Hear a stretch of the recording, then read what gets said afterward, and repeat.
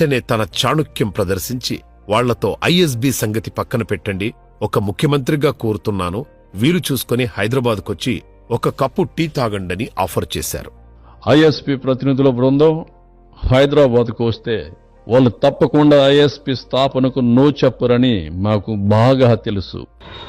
రజత్ గుప్తా ఆధ్వర్యంలోని ప్రతినిధుల బృందం హైదరాబాదుకు రాగానే వాళ్లను ఎయిర్పోర్ట్లో రిసీవ్ చేసుకోవడానికి చంద్రబాబు నాయుడు గారు స్వయంగా 2 మంత్రులను పంపించారు.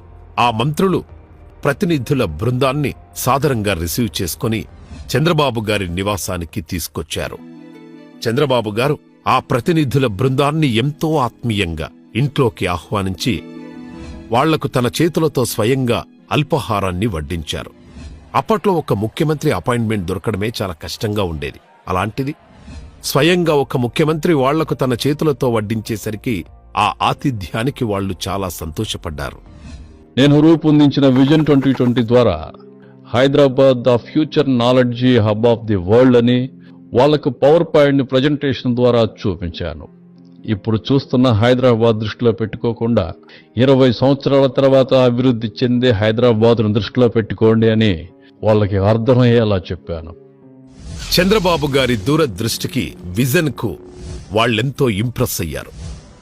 ఐఎస్పీ ప్రతినిధుల బృందం మీరు ఏ ప్రోత్సాహకాలు ఇస్తారని నన్ను అడిగిన వెంటనే నేను వాళ్ళకు ఒకే విషయం చెప్పాను. మీరు ఎంచుకున్న అన్ని ప్లేసులకు వెళ్ళండి, వాళ్ళు ఏమిస్తారో అవన్నీ ఒక లిస్టుగా తయారు చేసుకుని వాటికి మీరు ఇంకా ఏమేం కావాలో యాడ్ చేసి పంపించండి, అవన్నీ యాక్సెప్ట్ చేస్తానని చెప్పాను.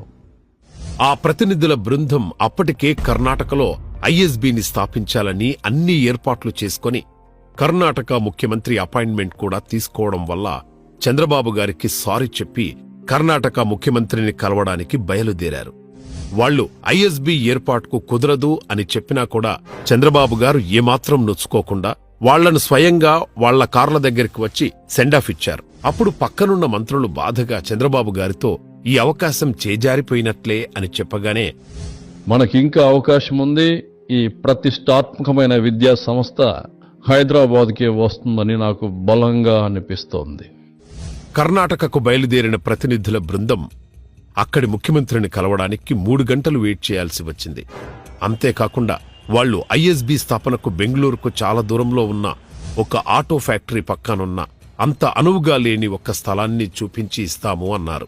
అవన్నీ నచ్చని ప్రతినిధుల బృందం ఐఎస్బీని హైదరాబాదులో స్థాపించాలనే చంద్రబాబు గారి చొరవను, విజన్ను గుర్తు చేసుకుని పారిశ్రామికవేత్తలు తమ ఆలోచనను మార్చుకొని ఐఎస్బీ స్థాపనకు హైదరాబాదును కూడా పరిగణలోనికి తీసుకుని చంద్రబాబు గారిని మళ్లీ కలుసుకున్నారు. పారిశ్రామికవేత్తలు తమ ఆలోచనను మార్చుకొని ఐఎస్బీ స్థాపనకు హైదరాబాదును కూడా పరిగణలోనికి తీసుకుని చంద్రబాబు గారిని మళ్లీ కలుసుకున్నారు.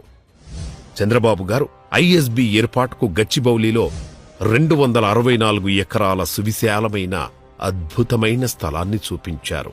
చంద్రబాబు నాయుడు గారు ఇచ్చిన రాయితీ ప్రోత్సాహకాలకు మరియు ఐఎస్బీ ఏర్పాటుకు చూపించిన అద్భుతమైన స్థలం ప్రతినిధుల బృందానికి చాలా బాగా నచ్చటంతో ఐఎస్బీని కర్ణాటకలో కాదు హైదరాబాదులోనే పెట్టాలనుకుంటున్నట్లుగా ప్రకటించారు.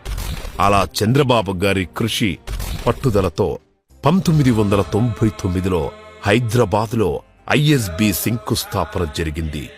2001లో అప్పటి ప్రధాని అటల్ బిహారీ వాజ్పేయి హైదరాబాదులో ఐఎస్బీని ప్రారంభించారు. రాష్ట్ర అభివృద్ధిలో భాగంగా ఇప్పుడిప్పుడే తొలి అడుగులు పడుతున్నాయి. ఉన్నతమైన కళల సాధన కోసరం మనం ఖచ్చితంగా సరికొత్త ఆలోచనలతో ముందుకెళ్లాల్సిన అవసరం ఉంది.